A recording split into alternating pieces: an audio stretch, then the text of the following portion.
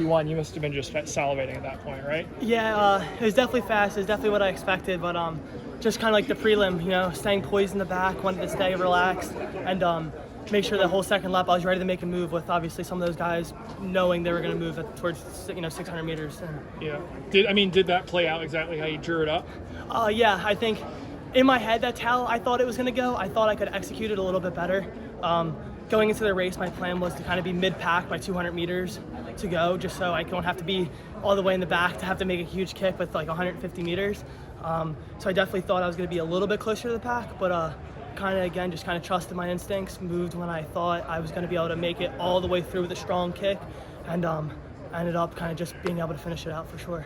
What's going through your mind in those last meters when you finally do get the pass in the lane? It was hold on as long as I can.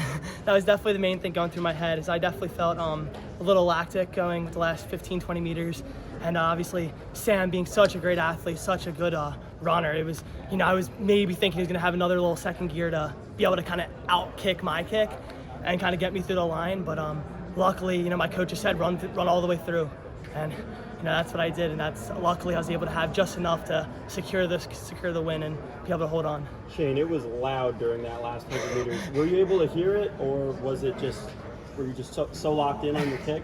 Yeah, I definitely heard it. It was definitely so much going on. I remember when they were just kind of doing the intermission of everyone and kind of calling everyone's name. A lot of Texas A&M guys were kind of getting a lot of love, so I wasn't sure if it was for Sam, obviously looking so good with 100 meters to go, but I kind of used that to fuel me and, hoping it was for me. And, definitely when you hear that in the back of your head, just like pen relays, you just kind of want to dig it out for the fans, dig it out for the crowd.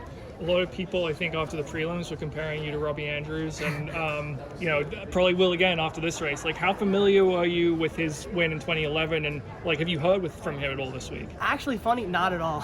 So I'm a fifth-year transfer. I was at a Division II school, so honestly, the whole Virginia legends, I haven't heard too much about. I heard a little bit more about Henry Wynn just being such a 1,500 mile heavy team, between Gary, West, Connor, James Donahue. All my teammates are really 1,500 mile heavy, so hearing Henry Wynn was a little bit more frequent. But obviously this week and in the regionals, his name was definitely getting brought up a lot, and definitely want to reach out to him, and get some more techniques from him. Can you describe the backstory of your season? Did you begin the year feeling like you could win an NCAA title here? Honestly, I definitely knew it was in me for sure. Coming off of indoor, it was my first year ever running indoor. Never did it at Tampa for my undergrad, and so only running 140. I was like, I wish it could have been a little bit better. But then when the spring kind of started, it was like I run based off the win, why there's so much time. And then obviously as the season's been going, you kind of end up getting in better and better heats the more you win or place high.